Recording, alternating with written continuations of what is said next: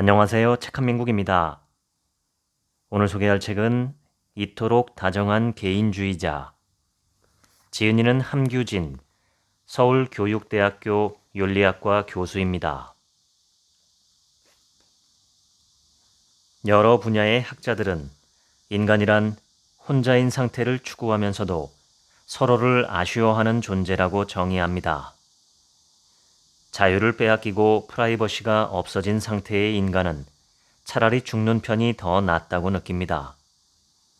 그러나 고통의 고립 또한 견디기 어렵습니다.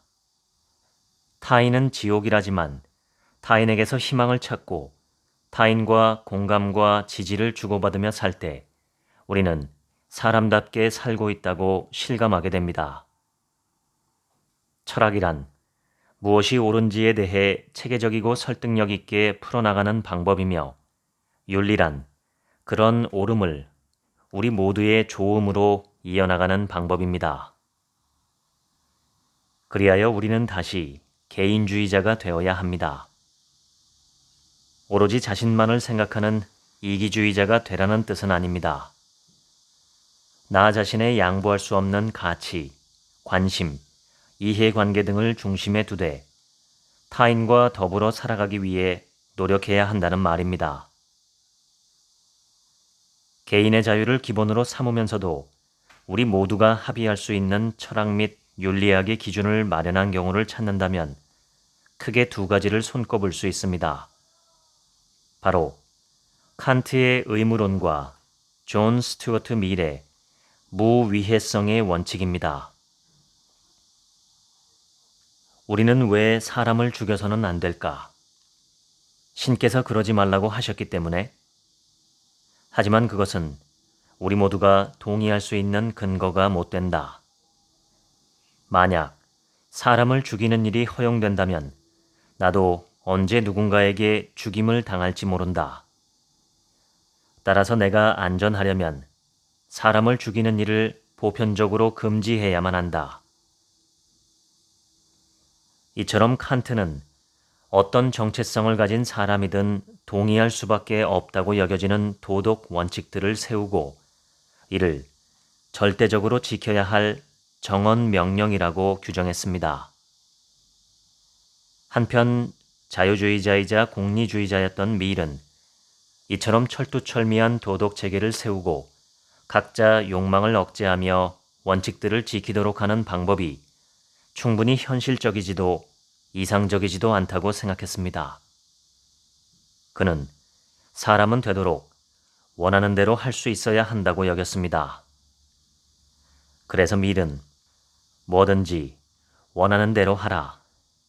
다만 남에게 피해를 주지 않는 한에서 그렇게 하라 라고 합니다. 이것이 무위해성의 원칙입니다. 이 두 가지의 윤리적 기준은 현대 윤리학에서 가장 중심적인 위치에 놓여 있습니다. 결국 우리는 개인주의자로 살되 가능한 한 다정해져야 합니다.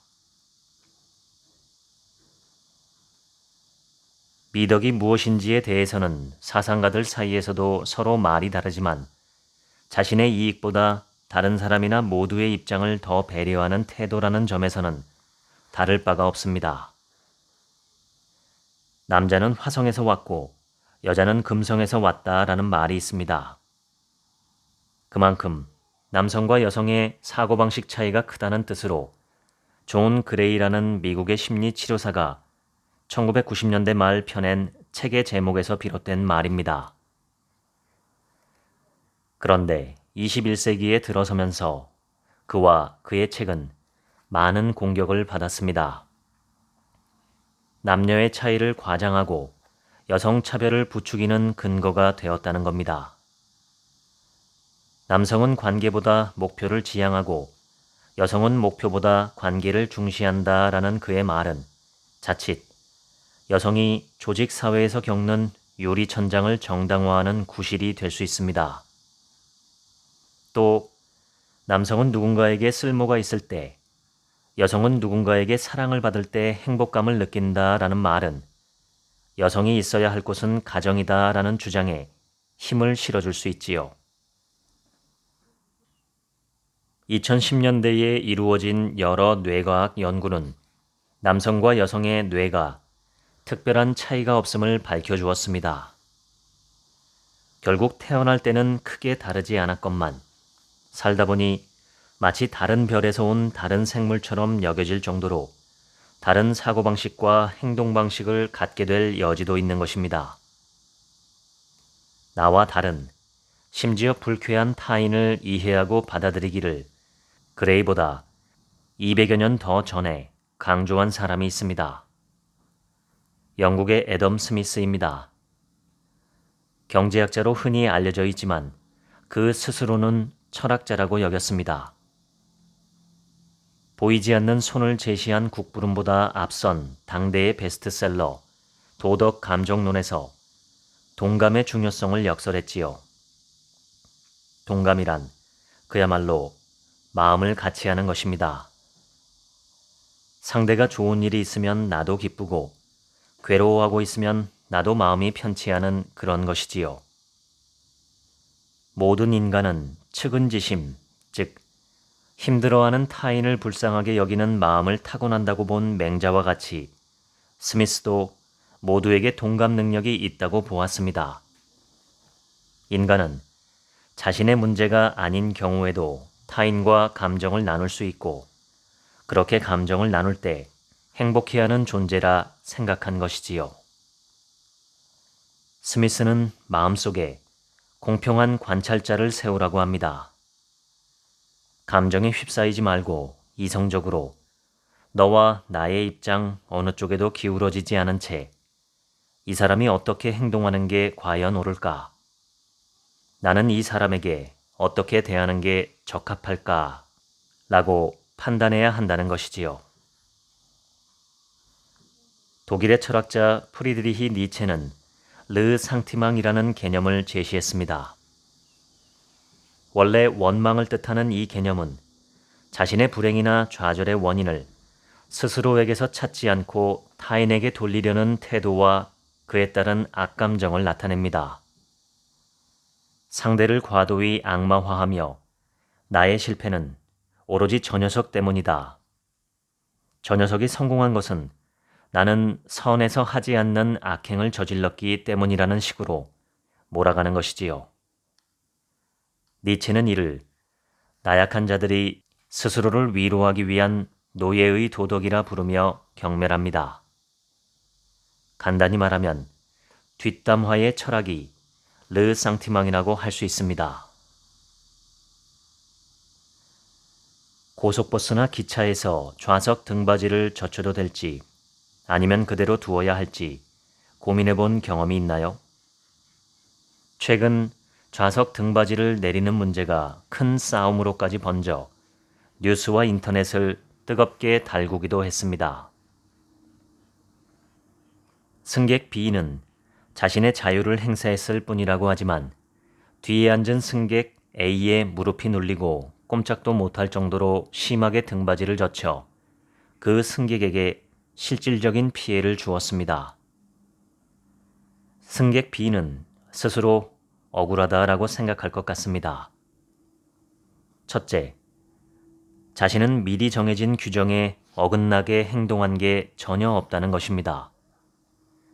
정해진 요금을 내고 고속버스 좌석을 구매했고 정해진 최대 한도 내에서 등받이를 젖혔으니까요. 그렇다고 해도 자신의 행동이 명백히 타인에게 피해를 주고 있음을 안 이상 승객 B는 그 행동을 그만두어야 마땅하지요. 하지만 규칙이 제대로 만들어져 있지 않다라며 불평할 여지는 있어 보입니다. 규칙 공리주의라는 사상이 있습니다. 제러미 벤담에서 시작되는 행위 공리주의에서 파생된 이 사상은 최대 다수의 최대 행복이라는 공리주의의 기본 이상을 실현하려면 최적의 규칙을 찾고 세워야 한다고 봅니다. 승객 B는 이런 반론을 내세울 수 있습니다. 나도 뒷사람에게 해를 입었다. 그가 의자를 발로 차고 거칠게 말했다와 같이요. 분명 승객 A의 태도도 적절해 보이지는 않습니다. 보다 부드럽고 공손하게 부탁할 수 있었을 테니까요. 하지만 원인 제공을 한쪽이 B이고 A가 처음부터 공격적이지는 않았으며 자신의 입장을 무시하는 듯한 B에게 분노하며 거친 언행을 하게 된 점 등을 보았을 때 B의 잘못이 더 크다고 볼 수 있겠습니다. 승객 B의 마지막 반론은 이것입니다. 운전기사까지 나서서 뒷사람이 어르신이라는 사실을 내세우며 양보를 강요했다. 윤리는 합리성에도 기댑니다만 논리로 설명할 수 없는 도덕 감정에도 많이 기대고 있습니다. 도덕 감정은 시대와 장소에 따라 달라지기에 어떤 곳에서는 옳다고 여겨진 행동이 다른 곳에서는 비난을 받는 수도 있습니다. 윤리학은 흉처럼 오직 도덕 감정에만 근거해 윤리적 규칙을 세워야 한다는 입장과 임마누엘 칸트처럼 감정을 배제하고 이성의 근거에서만 규칙을 세워야 한다는 입장 사이에서 갈등해 왔습니다. 아무리 그래도 남에게 해를 끼치고 있음을 알면서도 그 행동을 고집하는 것은 어떤 고려를 하더라도 정당화하기가 어렵습니다. 여기서 한 가지를 더 생각해 봅시다. 도대체 왜 의자를 젖혀지게 만든 걸까요? 좌석을 만드는 사람도 고정식으로 만들었으면 비용이 덜 들었을 것입니다. 그러나 굳이 젖혀지도록 한 이유는 서로 소통해서 협력하면 최대 다수의 행복이 보장된다라는 점에 있습니다. 앞사람의 등받이가 젖혀져서 나의 공간을 침범할 경우 나도 등받이를 젖히면 되는 것이지요. 모든 승객이 등받이를 같은 각도로 조정한다면 모두가 편안하게 여행을 즐길 수 있습니다. 물론 절대적으로 그렇다고는 볼 수 없습니다. 등받이를 젖히지 않고 등을 꼿꼿이 세운 채로 여행하기를 선호하는 경우도 있을 테니까요. 고속버스 좌석 민폐 사건에서 가장 안타까운 점은 소통이 없었다는 점입니다. 위르겐 하버마스를 비롯한 사상가들은 인간은 기본적으로 합리적 문제 해결 능력이 있는 존재이므로 각자의 의견과 입장을 자유롭고 공정하게 소통해 나간다면 어떤 사회 문제도 원만히 해결할 수 있으리라 보았습니다. 소통이 단절되고 자기 목소리만 내는 사회는 정글과 같다고도 했지요.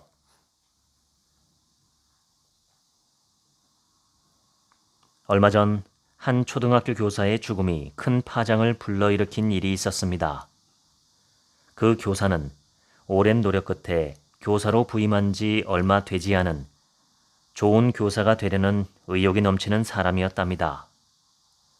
하지만 계속되는 심리적 압박을 견디지 못해 그만 극단적인 선택을 했지요. 압박의 주 원인은 학부모의 과도한 민원이었다 하여 우리나라 사상 최초의 대규모 교사 시위가 매주 여의도 등에서 이루어지며 비탄과 울분을 쏟아내었더랍니다. 최근 인터넷에서 한 선생님이 자신의 고충을 토로한 글이 화제가 되었습니다. 자녀가 점심 먹는 모습을 매일 동영상이나 사진으로 찍어 보내달라는 학부모, 본인의 자녀가 반장이 되지 못한 것에 분노해서 밤낮을 가리지 않고 2주째 카톡과 전화를 하는 학부모, 선생님의 SNS를 보고 사생활 하나하나를 지적하는 문자를 보내는 학부모 등등 다양한 사례가 있었습니다. 이런 갈등의 한편에는 아무리 좋은 선생님이라도 남이니 나처럼 알뜰히 챙겨주지는 않을 터 하나하나 따지면서 지적해야 마땅하다라고 보는 부모의 자식 사랑이 있습니다. 다른 한편에는 가정에서는 부모의 뜻대로 양육과 훈육을 하더라도 아이가 학교 생활을 할 때 지도하는 역할은 교사의 몫이니 원칙에 따라 적절한 지도를 하는 일에 간섭해서는 곤란하다라는 교사의 직업적 책임의식이 있지요. 결국 사랑과 책임감 그 어느 쪽도 잘못은 아니므로 학부모와 교사가 더 나은 지도 방법에 대해 활발히 소통하고 합의, 협력해 나가는 게 상책이겠다 싶습니다. 그런데 학생 지도를 넘어서 교사의 사생활로 보이는 영역에까지 학부모가 간섭하는 일은 어떻게 봐야 할까요? 교사의 개인 SNS를 스토킹하면서 연인이랑 놀러 다니는 게 보기 안 좋다. 학교 근처 술집에서 왜 술을 마시느냐? 옷을 더 단정하게 입어라 라고 훈수를 두는 문제 말입니다. 교사의 복장에 대해 국가공무원법 품위 유지 의무는 공무원은 근무 중 그 품위를 유지할 수 있는 단정한 복장을 하여야 한다로 이어져 있습니다. 그런데 대체 단정한 복장이 뭘까요? 품위 유지라는 모호하기 짝이 없는 규정으로 개인의 자유를 속박하는 일은 자유민주주의 사회에서 바람직하다고 할 수 없습니다. 미래 무위해성 원칙에서 개인의 자유를 속박하는 유일한 근거는 타인에게 피해를 끼칠 경우인데 그 피해란 게 무엇인지 모호하다면 올바른 기준이라 보기 어렵지요. 강압적인 교육기구의 월권과 자녀를 과보호하는 학부모의 오지랖이 학교 밖에서도 교사들의 자유를 옥죄고 있습니다. 밀과 같은 자유주의자는 개인의 자유를 무엇보다 중시합니다. 그래서 타인에게 피해를 주지 않는 이상 개인의 자유는 무조건 보장받아야 한다고 합니다. 그런데 필립 패티스를 비롯한 신공화주의자들은 자유주의의 이런 불간섭 자유가 주로 공권력에 의한 노골적 간섭만을 문제 삼을 뿐이라고 지적합니다. 집단이나 개인 사이의 암암리에 존재하는 권력관계에 따라 한쪽이 다른 쪽의 행동을 조종하게 되는 지배의 문제를 제대로 따지지 않는다는 것이지요. 이들은 비지배 자유가 핵심적인 자유라고 주장합니다. 말하자면 다음과 같습니다. 교사들의 불간섭 자유를 높이려면 지금 공무원법 및 복무규정에 명시된 품위 유지의 의무를 보다 구체적이고 합당한 내용으로 바꿔야 합니다. 그리고 비합리적이고 월권적인 자유 억압 행위를 적발하고 차단해야 합니다. 캣맘은 영어에서 비롯되었으나 한국에서는 문화적인 맥락에 따라 의미가 많이 비틀려진 말입니다. 보통 영어권에서 캣맘 하면 그저 고양이에게 애정이 각별한 여성을 의미한다고 합니다. 집안을 고양이로 가득 채우다시피 하고 자신이 먹고 살 돈을 아껴서 고양이 키우기에 최선을 다하는 여성을 가리키는 경우가 많습니다. 한편 한국의 캣맘은 스스로 고양이를 키우기보다 주택가나 공원 등에 돌아다니는 길 고양이에게 밥을 주거나 쉼터를 마련해주는 일에 열심인 사람들을 의미하지요. 그런데 요즘 캣맘은 사이버 공간의 일상적인 대화에서 조롱과 혐오의 대상으로 거론되는 일이 많은 듯합니다. 그들을 흘겨보는 시선이 많은 까닭은 주로 그들이 고양이 생각만 하고 이웃 주민에게 민폐를 준다라는 데 있습니다. 맹자를 보면 동물을 사랑하고 불쌍하게 여기는 일은 아름다운 마음이나 그런 마음을 인간에게 앞서 동물에게 주로 쓰거나 인간의 필요를 위해 동물을 희생하는 일은 바람직하지 않다고 봅니다. 칸트 역시 동물을 학대하고 함부로 죽이는 일은 비윤리적이라고 보았습니다. 하지만 그것은 동물을 잔인하게 대하다 보면 사람에게도 잔인하게 대하게 되며 동물을 아끼고 사랑하는 마음을 키워 사람을 아끼고 사랑할 수 있다고 보기 때문입니다. 호주의 철학자 피터 싱어와 같은 사람은 이를 인간 중심주의라며 못마땅하게 여깁니다만 또 한 사람의 동양 사상가 다산 정약용 역시 인간과 동물 사이에는 분명히 선을 그어야 한다고 봅니다. 정약용이 유배 생활을 할 당시 그가 머무는 지역 뒷산에 뱀이 많이 나와서 고을 수령이 대대적으로 뱀을 잡게 했다고 합니다. 이 말을 듣고 정약용의 지인이 아무리 그래도 뱀도 생명인데 마구 죽이는 일은 나쁘지 않습니까? 라고 하자 정약용은 무슨 그런 말씀을 하십니까? 인이란 사람 사이에서만 따져야 합니다. 라고 핀잔을 주었다고 합니다. 정약용에 따르면 이는 곧 두 사람을 나타냅니다. 사람과 사람이 서로 아끼고 불쌍히 여기며 자신의 이익이 걸렸더라도 차마 상대를 해치지 못하는 마음에서 우러나는 덕이 인입니다. 그런데 뱀은 사람이 아니니 비록 불쌍하다는 마음이 들더라도 차마 뱀을 잡지 못하는 행동으로 옮겨서는 안 된다는 것이지요. 길고양이를 마구 괴롭히고 멋대로 죽이는 일은 맹자도 칸트도 정약용도 찬성하지 않을 것입니다. 그러나 그 때문에 사람들이 불편해지고 병에 걸리기도 하며 심적, 물적 피해를 입고 있는데 마냥 방치하거나 심지어 먹이와 안식처를 주어 점점 더 많은 길고양이가 돌아다니도록 만드는 일에는 분명 반대하겠지요. 유교 사상에서 인과 의는 무엇보다 중요한 덕목입니다. 정약용은 인의 글자 풀이를 통해 사람이 사람에게 가져야 할 마음과 태도라는 의미를 이끌어냈습니다. 의라는 글자를 풀어보면 양과 나가 되는데 이것은 나의 마음과 행동을 늘 제사에 바치는 양처럼 경건하고 순결하게 가져가야 한다는 뜻이 된다고 했지요. 말하자면 인이란 타인을 대할 때의 덕이며 의란 스스로를 돌아볼 때의 덕이라는 뜻입니다. 캣맘의 행동을 보면 춥고 배고픈 길고양이들을 위해 뭔가를 해주려는 마음은 인의 단서입니다. 그런데 다른 사람에게 피해를 주면서까지 그러려 하는 일은 인에 맞지 않습니다. 그런데도 내가 옳다, 이 잔인한 인간들 하는 태도는 스스로의 마음만 돌아보고 타인을 배려하지 않는 일, 즉 자신의 의만 고집하며 인을 잊어버린 태도로 볼 수 있습니다. 어느 겨울 길고양이들이 추위를 피해 자동차 보닛으로 피신했다가 엔진의 열에 타 죽은 사건이 있었습니다. 평소 이 고양이들을 보살폈던 한 캣맘은 해당 차의 차주를 살인자라고 비난하고 소송까지 제기했었지요.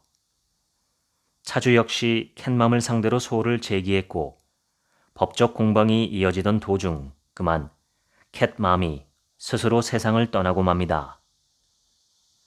캣맘의 행동은 분명 사리에 맞지 않았습니다.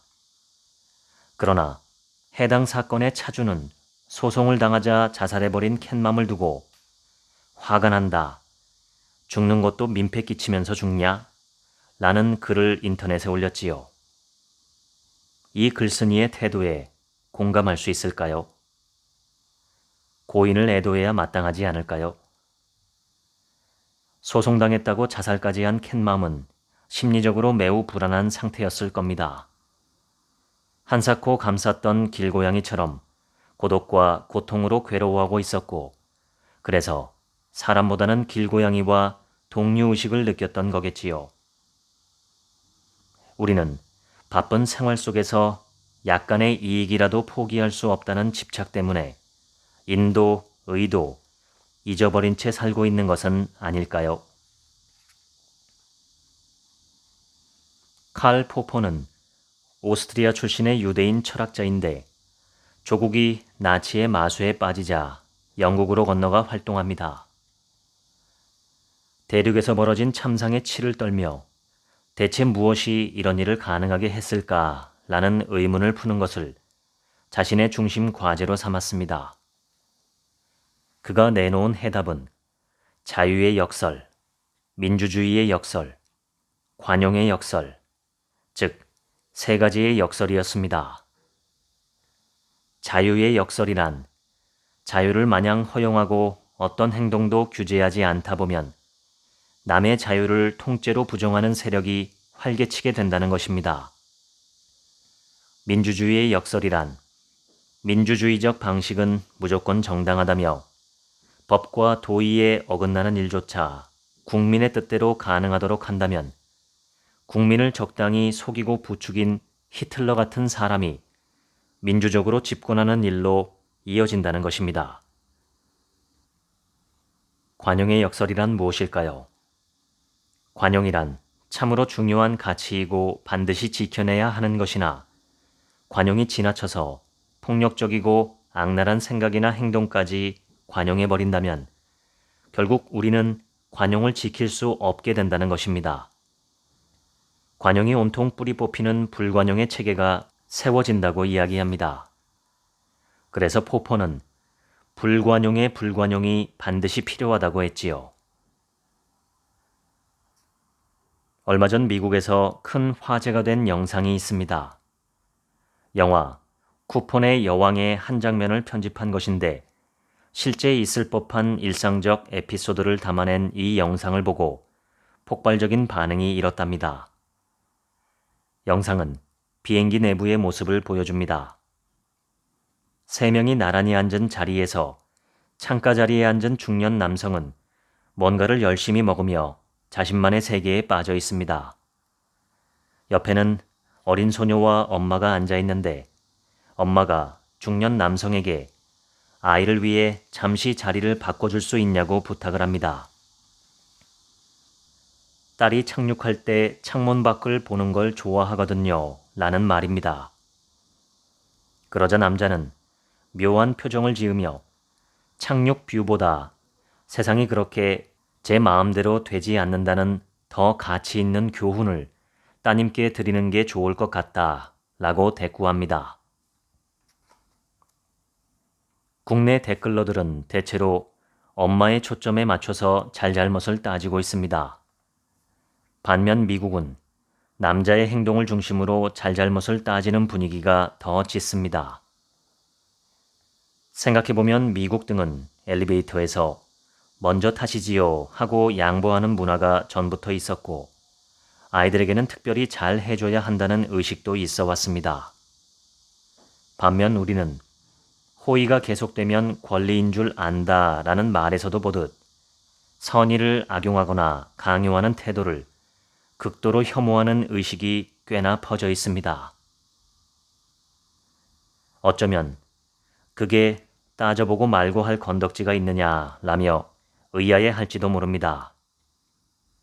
선의를 베풀고 말고는 전적으로 나의 자유이며 남에게 해를 끼치지 않는 한 뭐든 내 뜻대로 하는 게 맞다라는 입장은 자유지상주의의 입장에서 보나 미래 무위해성 원칙에서 보나 부합하니까요. 하지만 미래 선배격인 제러미 벤담의 공리주의에서는 이야기가 다릅니다. 행위 공리주의는 최대 다수의 최대 행복을 지향합니다. 한 사회 구성원 A의 행복이 1만큼 줄어들고 그에 따라 구성원 B의 행복이 2만큼 늘어나는 경우가 있다면 구성원 A는 자신의 행복을 포기하는 게 맞습니다. A에게는 그런 작은 포기를 할 도덕적 책임이 있다는 것이지요. 행위 공리주의적으로 보자면 남자는 자리를 양보할 만한 충분한 도덕적 책임이 있습니다. 그래도 납득이 안 된다. 내가 양보함으로써 남이 큰 덕을 보든 말든 왜 내게 양보할 책임이 있는 것이냐 라고 항변할 수 있습니다. 자유주의와 자유지상주의의 관점에서는 그 말이 절대적으로 옳습니다. 행위 공리주의를 실천하기 어려운 가장 큰 이유는 모든 상황에서 한쪽의 행복이 더 중대하다고 자신있게 판정할 수 있지는 않다는 것입니다. 예를 들어 빨리 달려가는 일보다 구급차에게 양보하는 일은 당연히 더 중요합니다. 하지만 착륙 뷰를 보는 즐거움과 자리를 바꾸었을 때 생기는 불편함 중 어느 쪽의 행복이 더 중대한지, 또는 한쪽은 창가 뷰를 간절히 원하고 한쪽은 되도록 다른 사람과 맞닿기 싫은 나머지 벽에 붙은 좌석을 간절히 원한다면 어느 쪽의 행복이 중대한지 쉽게 가늠할 수 없지요.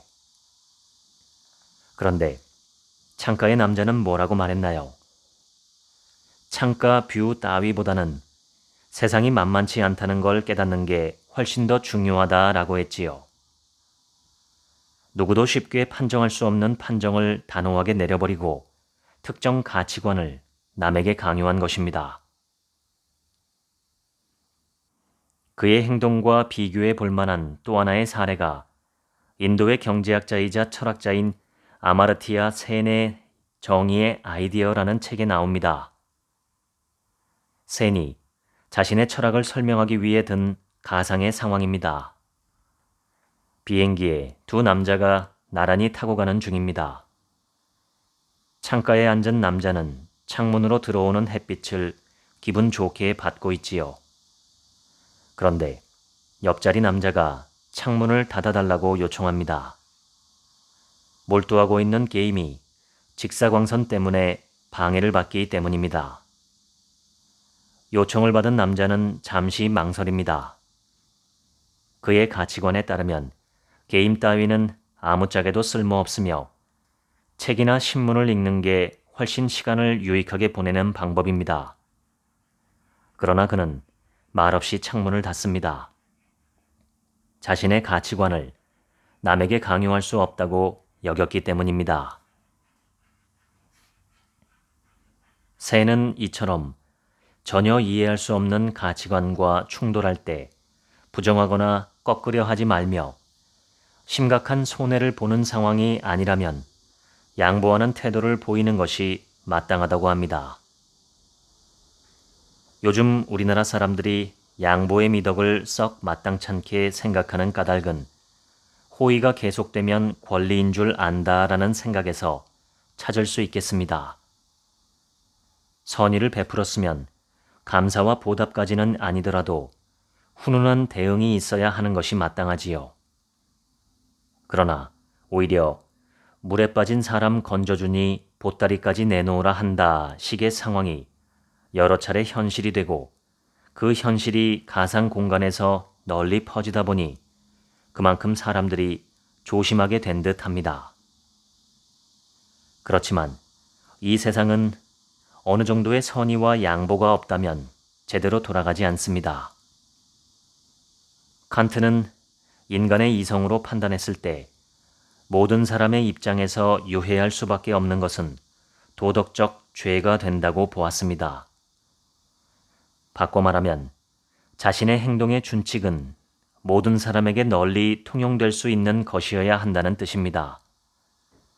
세상에서 선의가 실종되고 당장 나의 이익이 문제지 다른 게 대수냐 하는 인식이 보편화되면 그 누구도 장기적으로 편안하고 여유로울 수 없게 되기 때문입니다.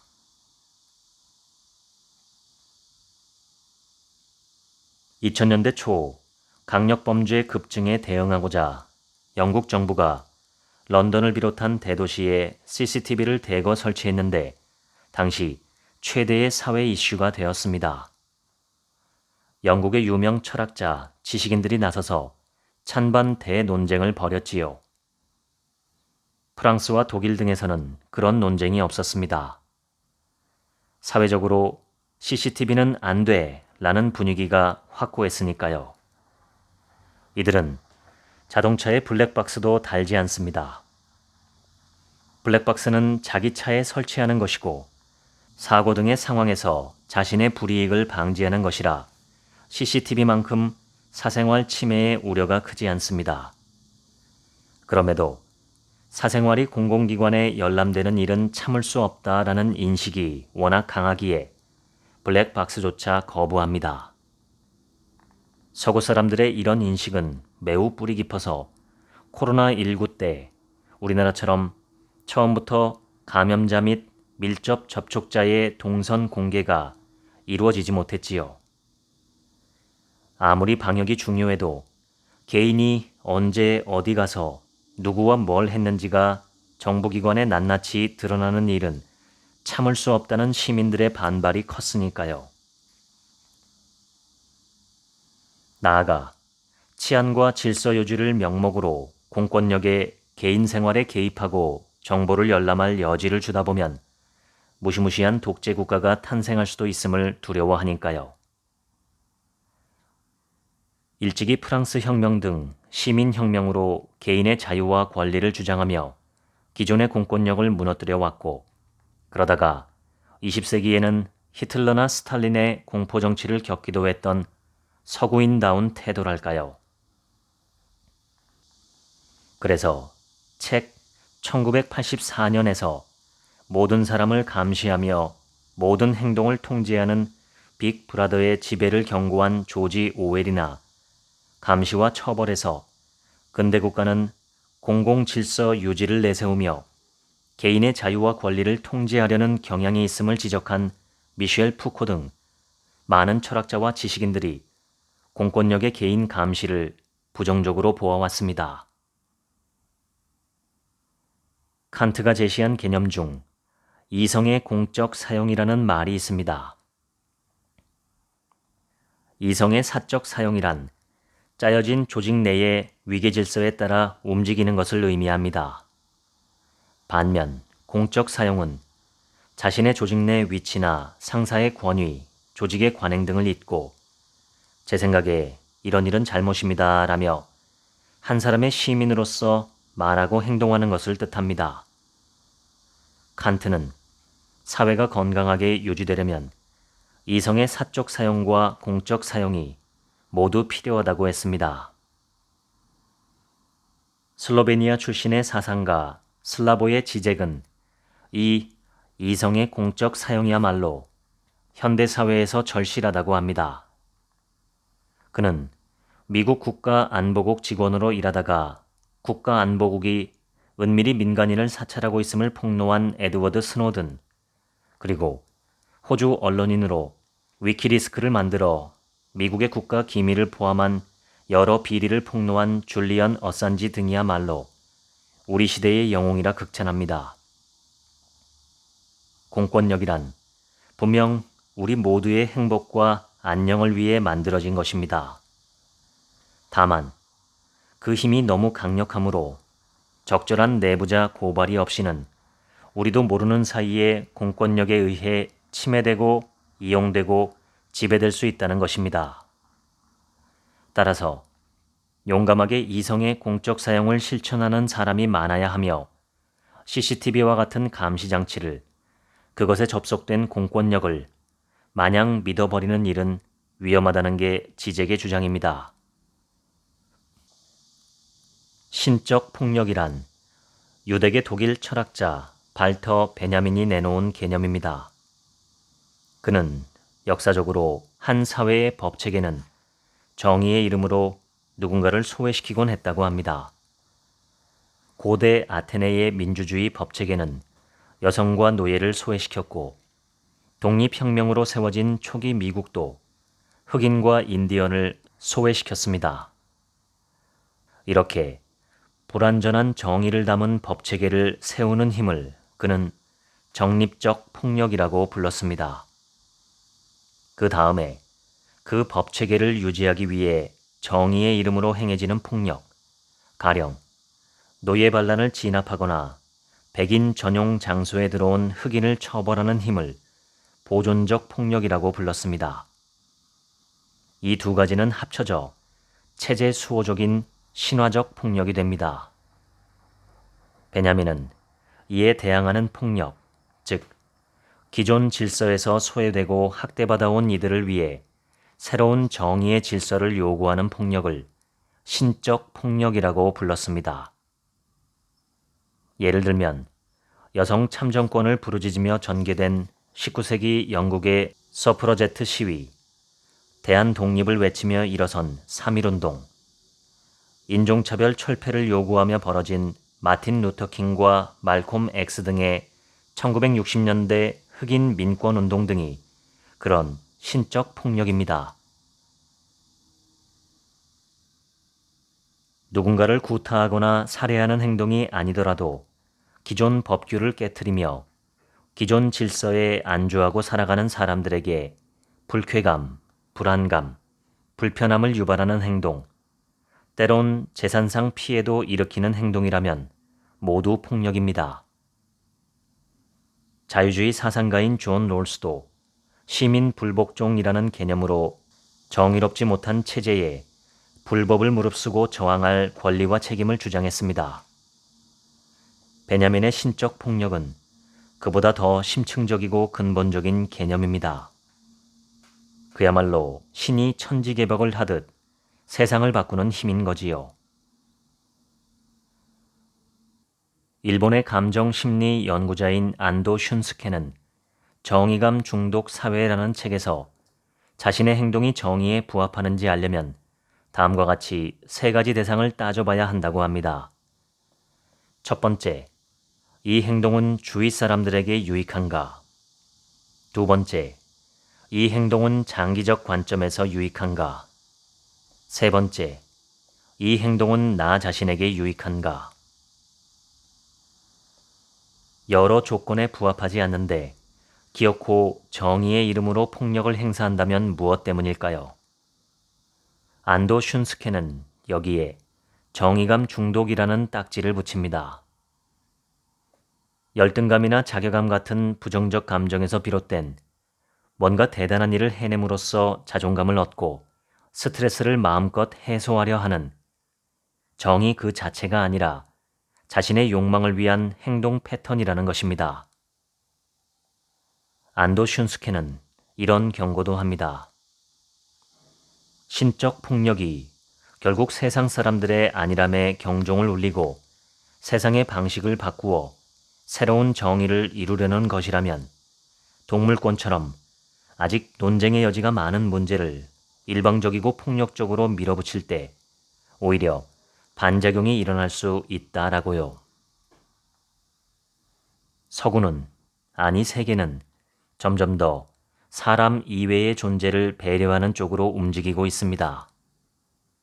지금은 소수인 비건이 미래에는 절대 다수로 바뀔지도 모릅니다. 그러나 아직 그 윤리성에 대한 논쟁은 진행형입니다. 종차별 금지야말로 과거 노예 해방이나 인종차별 철폐와 맞먹는 우리 시대의 숭고한 과제라고 믿는 사람들, 그 논쟁의 과정에서 보다 유리한 전략을 고민해야 할 것입니다. 선거를 비롯한 투표는 나라의 방향을 정하는 중요한 일입니다. 참정권을 아무에게나 주어서는 안 된다는 생각은 아주 오래전부터 이어져 온 발상입니다. 민주주의의 기원이라는 고대 아테네에서는 노예와 여성에게 참정권을 주지 않았음은 물론 자유인이더라도 미성년자나 일정 연령을 넘긴 노인에게는 참정권을 주지 않았습니다. 그것은 정치를 하려면 일정한 지적 능력과 경험이 있어야 한다라는 신념에 따라 정당화되었지요. 노예와 여성은 지적 능력이 떨어진다고 여겨졌고 미성년자는 경험이 부족하며 노인은 지능이 쇠퇴했으므로 정치를 맡길 수 없다고 보았던 것입니다. 18세기의 철학자 에드먼드 버크는 의회는 나라를 이끄는 지극히 중대한 일을 맡으므로 가문, 경력, 인성, 재능 등에서 최고의 사람들로 채워져야 한다라고 했습니다. 마찬가지로 선거권과 피선거권을 엄격히 제한하는 것이 마땅하다고 보았지요. 반면 19세기의 존 스튜어트 밀은 이런 생각에 반대하고 여성에게도 참정권을 줘야 한다는 당시로서는 파격적인 주장을 했습니다. 오늘날에도 이런 사람들과 같은 한 표라니 라는 의문은 꾸준히 제기됩니다. 특히 노인층의 참정권을 제한하는 것이 맞다는 이야기가 많습니다. 노인들은 일반적으로 사고력이 저하되고 과거의 고정관념에 사로잡혀 판단하는 경향이 있기 때문에 선거처럼 중요한 집단 의사결정에 참여시키는 것이 부당하다는 논리가 깔려 있습니다. 2016년 영국이 국민투표에 따라 유럽연합에서 탈퇴하는 브렉시트가 일어나자 영국 전체가 벌집 쑤신 듯 하는 가운데 일부 주요 언론과 시민들 사이에서 노인들의 투표권을 박탈해야 한다라는 주장이 터져 나왔습니다. 투표 결과를 분석해보니 청년층은 탈퇴 반대가 압도적이었던 반면 노년층은 찬성의 몰표를 던졌다는 이유에서였지요. 분노한 영국인들은 왜 살 날이 얼마 안 남은 사람들의 표가 앞으로 많은 세월을 보내야 할 사람들의 표와 똑같이 취급되는가 라며 공정하지 못하다고 외쳤습니다. 우리는 민주주의 국가에 살고 있습니다. 민주주의란 국민 하나하나가 나라의 주인인 주권자이며 개인과 개인 사이는 완전히 평등하다는 이념 위에 서 있는 정치체제입니다. 미국의 정치학자 로버트 다알은 이를 두 가지 핵심 원칙으로 정리했습니다. 1. 자치의 원칙. 2. 원초적 평등의 원칙. 자치의 원칙은 나보다 나를 더 잘 아는 사람은 없다 라는 생각에서 비롯됩니다. 다시 말해, 내가 무엇을 꿈꾸고 무엇을 필요로 하며 무엇에 가치를 두고 무엇을 얻으려 애쓰는지 나보다 더 잘 알지는 못한다는 이야기지요. 따라서 나의 일은 나 스스로가 결정해야 마땅하다는 것입니다. 바로 그 때문에 우리는 정치적으로 자신이 맞다 여기는 결정을 내릴 권리, 즉 참정권을 누구에게도 양보할 수가 없습니다. 그러나 정치적 결정에 대한 능력이라면 어떨까요? 여기서 원초적 평등의 원칙이 나옵니다. 정치적 결정에 대한 능력이라면 기본적인 이성을 갖춘 사람인 이상 모두 동등하자고 생각하자라는 것이 바로 원초적 평등의 원칙입니다. 종합하면 우리는 정치적 판단에서 스스로 내린 판단을 가장 신뢰하며 나 대신 더 잘 판단해 줄 사람을 인정할 수도 없기에 1인 1표의 평등한 참정권을 스스로에게 그리고 모든 개인에게 요구하는 것입니다. 이것이 현대 민주주의의 기본입니다. 놀이공원은 특히 공휴일에는 인파가 넘칩니다. 매표소에는 줄이 길게 늘어서고요. 이 기다리는 시간이 참 지루하고 짜증나는데 돈을 더 내면 기다리지 않고 바로 입장할 수 있게 해주는 상품이 있답니다. 외국에서는 디즈니랜드 등에서 일찍부터 나왔고 국내에도 얼마 전 도입되었지요. 패스트 트랙이라고 불리는데 이에 대한 논란이 제법 있습니다. 먼저 상품을 제공하는 놀이공원 쪽에서 생각해 봅시다. 아무리 봐도 별 문제가 없다는 답이 나오기 쉽습니다. 패스트 트랙을 일종의 가격 차별화로 판매자가 수익 극대화를 위해 사용할 수 있는 방법의 하나로 볼 수 있기 때문입니다. 영화관에 보통 조조 할인제가 있어서 사람이 많이 오지 않는 아침 시간에는 똑같은 영화표를 더 낮은 가격에 파는 것도, 항공사가 좌석의 등급을 매기는 것도 모두 가격 차별화입니다. 또 유럽을 다니다 보면 식당 바깥의 길거리에서 아무렇게나 앉아서 또는 그냥 서서 음식을 먹는 사람들을 볼 수 있습니다. 식당 좌석을 포기한 손님에게 대신 싼 값에 음식을 먹을 수 있게 했기 때문이지요. 이번엔 놀이공원이 아니라 이용객들의 입장에서 이 문제를 살펴봅시다. 패스트트랙에 문제가 있다고 보는 의견은 대체로 기분 좋게 즐기러 왔는데 기분이 나빠졌다. 왜 저 사람들은 먼저 들어가냐고 묻는 아이의 말에 대답하기 어려웠다. 물질 만능주의를 조장하는 듯하다 등입니다. 나는 오랜만에 놀이공원에서 즐거운 시간을 보내려고 친구와 함께 왔습니다. 예상대로 늘어선 줄이 길군요. 1시간 정도 기다린 끝에 마침내 다음이 우리 차례입니다. 그런데 갑자기 어떤 사람이 나타나서 당신의 순서를 내게 양보하지 않겠어요? 라고 묻습니다. 티켓 값의 2배를 드리겠어요. 그래도 아니라면 3배를 내지요. 라고 제안을 합니다. 여러분이라면 어떻게 대답하시겠습니까? 어느 정도 여유가 있는 사람이라면 뭐야, 내가 여기 즐기러 왔지 푼돈 벌려고 온 줄 알아? 하며 불쾌하게 여길지도 모릅니다.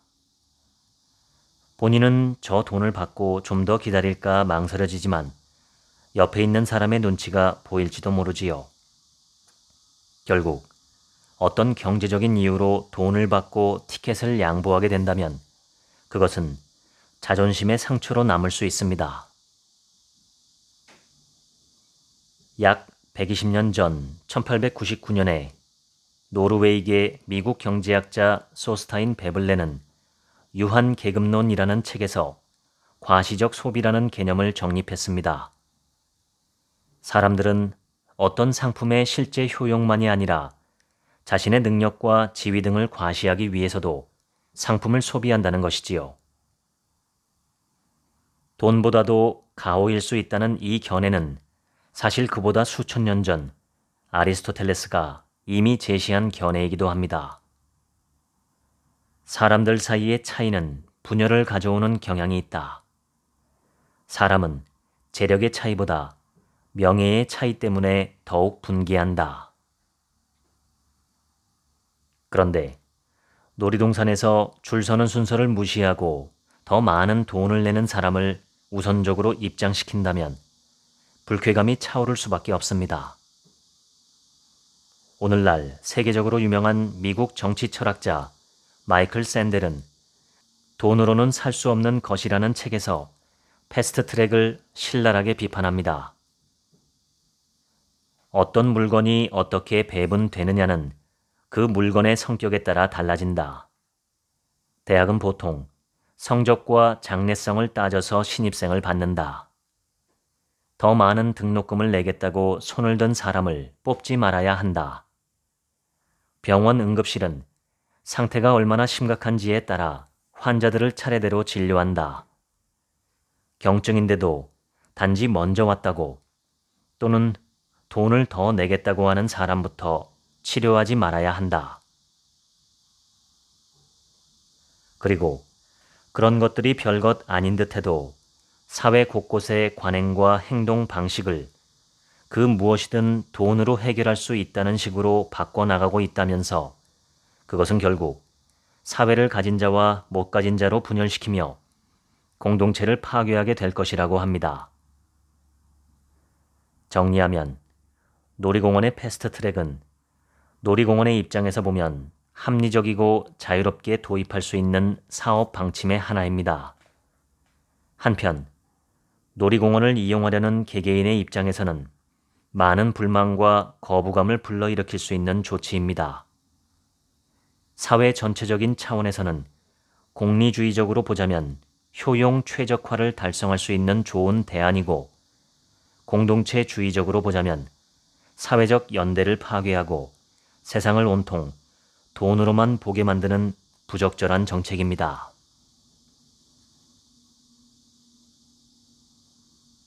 (2014년) 부산에서 한 발달 장애인이 아기를 떨어뜨려 죽게 한 사건이 있었습니다.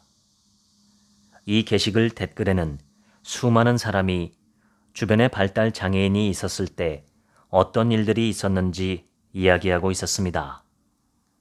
부정적인 내용이 줄을 이뤘지요. 그런데 냉정하게 생각해 봅시다. 장애인을 처벌하면 합당하고 유익한 일일까요? 처벌에는 크게 3가지의 이유가 있다고 합니다. 첫 번째는 전시 효과에 따른 범죄의 억제입니다. 또 다른 범죄를 저지르려던 사람들이 자제하게 된다는 것이지요. 그런데 심신 상실 상태인 중증 장애인에게 이런 억제 효과가 있을까요? 전혀 없다고 봐도 될 겁니다. 자신이 뭘 하는지도 모르는 사람이 다른 중증 장애인이 처벌받는 것을 보고 어떤 교훈을 얻을 수 있겠습니까? 두 번째는 범죄자의 교화입니다. 처벌을 통해 스스로의 잘못을 반성하고 다시는 범죄를 저지르지 않도록 하는 것이지요. 이 역시 심각한 지적 장애를 앓는 사람에게는 효과가 있을 리 없습니다. 마지막은 범죄에 대한 응징, 일종의 복수입니다. 그런데 생각해 봅시다. 자신이 뭘 하는지도 모르는 사람에게 복수가 타당할까요? 위에서 말씀드린 유아를 살해한 지적 장애인은 서너 살 정도의 지능에 머물러 있었다고 합니다. 평소에 폭력성을 드러낸 일도 없었고 오히려 얻어맞고 다녔다고 하지요. 그는 어린아이를 붙잡아서 높은 곳에서 떨어뜨렸지만 가해의 의도는 조금도 없고 다만 물건을 떨어뜨리는 일을 재미있게 여겼기 때문입니다. 그는 아이를 떨어뜨리기 직전 사색이 되어 달려오는 애 엄마를 보며 씩 웃었다고 하는데 이 진술을 들은 사람들은 악마다 라고 생각했답니다. 하지만 그의 입장에서는 단지 가벼운 장난을 치면서 지은 웃음일 뿐이었습니다. 장애인이란 기본적으로 비장애인보다 어떤 능력이 뒤떨어지는 사람입니다. 지적 장애인을 넘어서 시각장애인이나 하반신 마비 장애인 등이 비장애인들에게 얼마나 가해를 할 수가 있을까요? 반대로 비교할 수 없는 폭력의 희생자들이 장애인들입니다. 그러나 우리는 우리 자신을 기준으로 우리와 비슷해 보이는 사람을 판단하는 경향이 있는 터라 천진하게 지은 웃음을 살인자의 웃음으로 읽고 사실상 유아와 다름없는 사람에게 죗값을 치러야 한다고 손가락질하는 것입니다. 아기를 죽게 만든 지적 장애인 소년은 심신 상실에 따른 범죄 구속 요건 미흡으로 처벌을 받지는 않았습니다만 치료 감호소에 입원 조치되었습니다.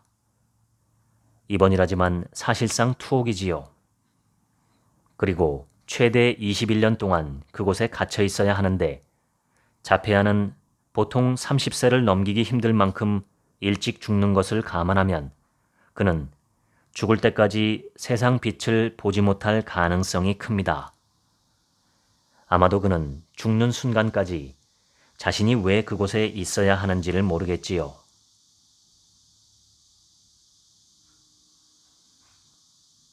근대의 천부인권 사상과 국민주권 민주주의가 나오며 장애인을 포함한 모든 사람의 권리는 동등하다고 인정하게 됩니다.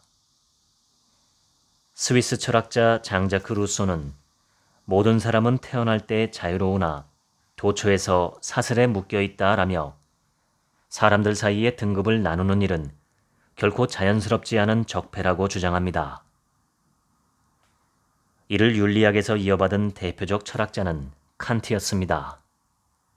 그는 모든 사람을 수단이 아닌 목적으로 대우할 것을 그의 윤리학 체계의 절대 지침으로 삼았지요. 말하자면 스스로 선택할 수 없었던 것, 태어날 때 가지고 나온 것을 두고 차별하는 일은 그 어떤 경우에라도 부정됩니다. 성별이든 피부색이든 잘 움직이지 않는 손발이든 또는 두뇌이든 말이지요. 루소와 칸트의 사상을 이어받은 존 롤스도 정의론 체계를 세울 때 무지의 배일이라는 개념을 썼습니다.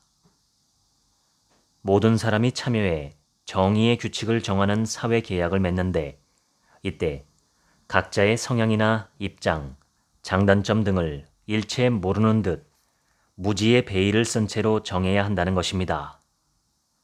각자의 입장을 돌아보면 저마다 자신에게 유리하게 규칙을 정하려 할 테니까요. 누구나 내가 약자일 수도 있다라는 생각에 따라 사회적 약자에게 가장 유리하도록 정의의 규칙을 정해야 된다는 것입니다. 서구인들은 제국주의 시대부터 현대에 이르기까지 인종차별의 미망에서 자유롭지 못했습니다. 그 절정은 특정 인종, 성소수자, 그리고 장애인을 인간 이하로 보고 박멸하려 했던 나치 독일에서 나타났습니다.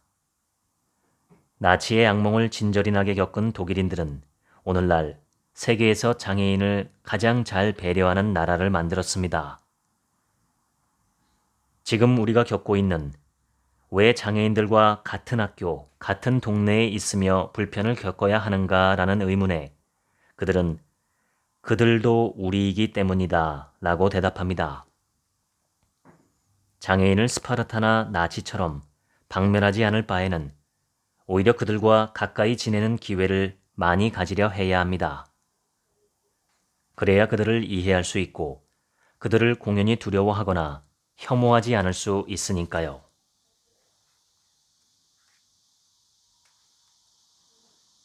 행복하고 싶은가? 그렇다면 다른 사람들의 행복을 위해 애써라.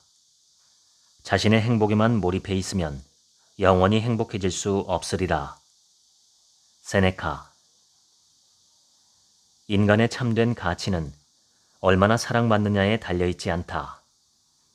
얼마나 사랑을 베풀었느냐에 달려있다. 에픽테토스. 신을 탓하지 마라. 신의 행동에는 뭔가 이유가 있기 때문이다. 남을 탓하지 마라. 사람은 자신의 행동의 이유도 잘 모르기 때문이다. 결국 아무도 탓하지 마라. 마르쿠스 아우렐리우스. 몇 해 전 이태원에서 대형 참사가 있었습니다. 150여 명의 청년들이 사망한 커다란 사고였지요. 사회는 충격에 빠졌고 애도의 물결이 차올랐습니다. 하지만 약 20년 전 보통 효순 미선 사건이라 알고 있는 사고가 터졌을 때 2명의 청소년이 숨진 걸로 온 나라가 들끓었던 데 비하면 비탄과 분노는 높은 편이 아니었습니다. 오히려 그런 애도 분위기가 불편하다는 이야기, 심지어 숨진 사람들을 조롱하고 비하하는 이야기까지 나왔습니다. 왜 그랬을까요? 사이버상의 여러 글에서 그 까닭을 찾아보면 먼저 알바노의 정서가 있는 듯합니다. 나의 가족이나 친구처럼 친밀한 사람들이 변을 당한 게 아닌 이상 내가 알바가 아니지 않나? 즉 알바노라는 것이지요. 1년 동안 교통사고로 숨지는 사람이 3,000명 정도 된다. 매년 그들을 애도하는 분향소가 설치되고 위령제를 지냈냐? 한 곳에서 한꺼번에 좀 많은 사람이 죽었을 뿐 별다르게 볼 게 아닌 사고다 라는 냉정한 말도 나옵니다. 누칼협이라는 반응도 나옵니다. 누가 그때 그 자리에 가서 있으라고 칼 들고 협박했나? 라는 이야기입니다. 어떤 사고의 책임은 전적으로 사고를 당한 개인에게 있다는 주장은 설득력이 없지는 않습니다. 배달비가 자꾸 올라서 짜증났는데 이번엔 포장 비용까지 추가했다고? 그럼 안 시켜 먹으면 되잖아. 누칼협? 요즘 교권 붕괴가 심해서 학생도 말을 안 듣고 학부모는 걸핏하면 말도 안 되는 민원을 남발해서 우울증이 왔다고? 왜 교사가 돼서 그 고생을 하는데? 누칼협? 요즘 노 키즈존 써붙인 음식점이 점점 늘어서 애 데리고 외식 한번 하기 힘들다고? 그러게 누가 애를 낳으래? 누칼협? 누칼협은 온갖 사회 모순과 병폐, 구조적 문제점에 대해 눈을 감고 모든 것은 개인의 실수와 노력 부족, 불운 때문이라 쳐버리는 태도와 맞물려 있습니다. 하지만 톰 아저씨의 오두막을 읽은 미국 백인들이 저마다 알바노를 외쳤다면 근로기준법을 지켜달라고 부르짖으며 분신 자살한 전태인의 주검 앞에 모두가 누칼협을 던지고 말았다면 지금 우리는 어떤 세상에서 살고 있을까요? 마지막으로 찾을 수 있는 불충분한 애도와 애도에 대한 비판의 근거는 이것입니다. 왜 슬픔을 강요하나요? 남들은 몰라도 나는 별로 슬프지 않다. 그게 잘못인가? 왜 모두 빠짐없이 슬퍼해야만 한다고 강요하는가? 이런 주장은 충분히 일리 있습니다. 개인이 어떤 감정이 들지 않는다고 해서 그게 비윤리적이지는 않지요. 하지만 모든 죽음이 갖는 비극성은 똑같으며 똑같이 애도받을 자격이 있습니다. 그런데 2002년 미선 효순 사건부터 20년이 지나는 동안 여러 비극적인 사망 사건들은 당시의 집권 세력에 대해 정치적인 악영향을 미쳤습니다. 이에 일정 정치 세력이 비극을 이용해서 자신들의 입지를 강화하는 시체팔이를 하는 것 아니냐는 의구심이 차차 고개를 들기 시작했고 정치인들은 얼마간 그런 의구심에 근거를 보탰습니다. 이러다 보니 천안함을 말하면 우파, 세월호를 말하면 좌파라는 식의 프레임이 자리 잡기에 이릅니다. 뭐든 정치, 정확히 말하면 정파의 색안경을 쓰고 보려는 습관이 어릴 때부터 그치지 않는 과도한 경쟁으로 어느새 몸과 마음에 밴 살벌한 개인주의가 타인의 고통에 대해 자연스럽게 올라오려는 연민을 틀어막습니다. 각자 도생이 최고의 지혜인 양 자리 잡고 무슨 수를 써서라도 우리 편이 이기면 그만이라는 이른바 정치 고관심층과 이놈이 되든 저놈이 되든 세상은 언제나 이 모양이라고 체제개혁의 비전을 체념해버린 정치 무관심층만 사회를 채웁니다. 이렇다면 앞으로 세상이 나아지리라는 희망은 밟혀 죽고 맙니다. 현대 윤리학과 철학에서 볼 때 악의 개념은 대체로 두 가지로 정리됩니다. 하나는 무관심으로서의 악입니다. 타인이 아무리 곤경에 처해 있어도 알바노, 누칼협 시전으로 넘어가고 세상을 조금이라도 더 낫게 하려는 노력에는 네가 그리 잘났어? 어느 당에 표 보태려고 그러는 거야? 나는 조롱만 남기고 심지어 타인을 고통스럽게 하는 일조차 세상이 다 그렇지 뭐 내 책임은 아냐 하며 주저없이 행하는 모습. 내가 뭐 힘있나? 단지 명령대로 할 뿐이지 라며 유대인들을 무수히 학살했던 아이 히만에게서 한나 아렌트가 본 악의 평범성이 그것입니다. 다른 하나는 샤덴 프로이데의 악입니다. 독일어 샤덴 프로이데는 타인이 고통스러워하는 모습에 기뻐하는 것을 뜻합니다. 이 합성어를 철학적으로 중요시한 사람은 칸트입니다. 그는 이를 근본적인 악이라고 불렀습니다. 칸트의 예찬자이자 비판자였던 아르투어 쇼펜하우어는 그보다 더욱 샤덴 프로이데를 경계했습니다. 그는 이렇게 말합니다. 질투는 인간적이다. 하지만 남의 불행을 기뻐하는 것은 악마적이다. 희망은 아직 남아있을지 모릅니다. 우리는 이제까지 무수히 많은 비윤리적 댓글들을 보았습니다. 그러나 바르고 따뜻한 댓글들도 없지는 않습니다. 묵묵히 선행을 실천하는 사람들에게는 많은 관심과 환호가 쏟아집니다. 이런 소중한 마음들을 이어갑시다. 우리는 지금 엔드게임을 하고 있습니다. 그것이 가망이 없는 것일지, 희박하지만 유일한 희망을 찾아가는 것일지는 우리에게 달려 있습니다. 지금까지 이토록 다정한 개인주의자 읽어드렸습니다. 지금부턴 제 얘기입니다. 오늘 소개한 책의 제목 이토록 다정한 개인주의자에는 다정함과 개인주의라는 두 가지 덕목이 담겨 있습니다. 이 두 가지 모두가 저자가 강조하는 핵심 덕목이 아닐까 생각합니다. 개인의 자유와 행복을 추구하는 권리는 인권의 핵심적인 요소라고 봐야겠지요. 동시에 우리 각자가 혼자서도 얼마든지 잘 살아갈 수 있는 전지전능한 존재가 아니고 타인과 더불어 살아갈 수밖에 없으므로 각자의 자유와 행복 추구의 길에서 타인과 부딪힐 수밖에 없음을 인지하고 극단적으로 개인만을 위한 행복 추구는 해서는 안 되며 타인과 공동체를 염두에 둔 조화와 균형이 필요하다는 주장입니다. 저자는 그 도구로 다정함, 즉 연민과 공감을 강조합니다. 사람이라면 누구나 다정한 사람 혹은 정다운 사람을 원합니다. 다정함의 본질은 사랑이 아닐까 싶습니다. 사람은 누구나 사랑을 주고받고 싶은 마음이 있습니다.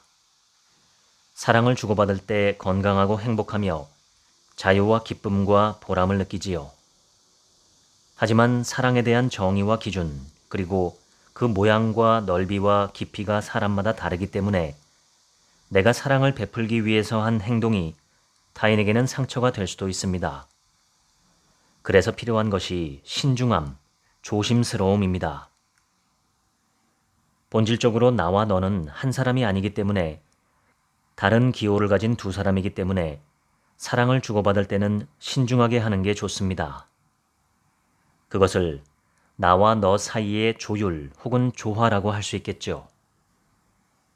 균형과 조율과 조화가 없는 세상은 부정적인 의미에서의 혼돈 그 자체입니다. 개인주의를 극단적으로 주장하면 이 책에서 말하는 자유지상주의나 아니면 요즘 득세를 다시 하고 있는 신자유주의가 될 것이고, 반대로 서로에 대한 다정함만 극단적으로 주장하면 원시공산주의나 사회주의처럼 개인은 철저하게 무시한 채 집단과 공동체만을 최우선시하게 되겠지요. 결국 철학과 윤리학은 저자의 말씀대로 무엇이 옳으며 어떻게 살아가야 하는가라는 질문에 대한 답입니다. 그리고 그 답은 시간과 공간에 따라 달라지는 부분이 많습니다. 가령 인간 사회의 가장 큰 금기 중의 하나인 살인조차 전쟁이라는 상황 속에서는 오히려 장려됩니다. 사람을 죽이면 안 된다는 것은 너무나 명백한 윤리 같지만 그것조차도 상황에 따라 정반대로 뒤집힐 수 있다는 사실은 철학과 윤리가 얼마나 가변적인 것인지 보여줍니다. 현실과 세상이 가변적이기 때문에 철학과 윤리도 가변적일 수밖에 없는 것이 아닐까 싶네요. 그렇다면 우리가 처한 지금 여기에서의 참과 거짓은 지금과 여기라고 하는 시간과 공간에 지대한 영향을 받을 수밖에 없습니다. 또한 나와 너가 다르기 때문에 참여자가 누구냐에 따라서 특정 시점과 장소에서의 참과 거짓이 달라질 수도 있습니다. 사람이라면 누구나 매 순간 자신이 처한 시공간에서의 참과 거짓, 진실과 오류를 측정하고 판별해야 하는 부담과 의무를 지고 있다고도 볼 수 있습니다. 지금 여기에서 무엇이 옳고 그른지, 무엇이 참이고 무엇이 거짓인지 모른다면 내가 어떤 행동을 하고 어떻게 살아야 할지 알기 어려울 수 있습니다. 인류 역사를 살펴보면 시대와 장소를 불문하고 공통적으로 변치 않고 적용되는 불변의 가치관은 거의 없었습니다. 그리고 지금 우리 시대는 돈이 최고라는 배금주의, 그리고 남이야 어떻게 되든 나만 잘 되면 된다는 이기주의가 맹위를 떨치고 있습니다. 어지러울 정도죠. 어떻게 살아야 할지에 대해서 많은 철학자들이 각자의 주장을 펼쳤습니다. 어떤 주장을 어느 정도 채택할지는 각자의 몫입니다. 그런데 누구나 살다 보면 가난해질 수도 있고 병들어 아플 수도 있으며 뜻밖의 상황으로 여러 가지 어려운 처지에 처할 수 있습니다. 이런 상황에 대비해 제도적으로 만들어 놓은 사회적 안전벨트가 바로 사회 안전망이라고 하는 각종 복지제도입니다. 그렇지만 복지제도가 과하면 사람들은 도덕적 해이에 빠지고 복지제도가 미비하면 공동체의 안정성이 흔들립니다. 나와 남 사이의 인간관계부터 시작해서 국가 공동체의 조직과 운영에 이르기까지 우리나라 사람들 모두가 그리고 인류 전체가 현명한 판단을 할 수 있기만을 바랄 뿐입니다. 아인슈타인은 이런 말을 남겼습니다.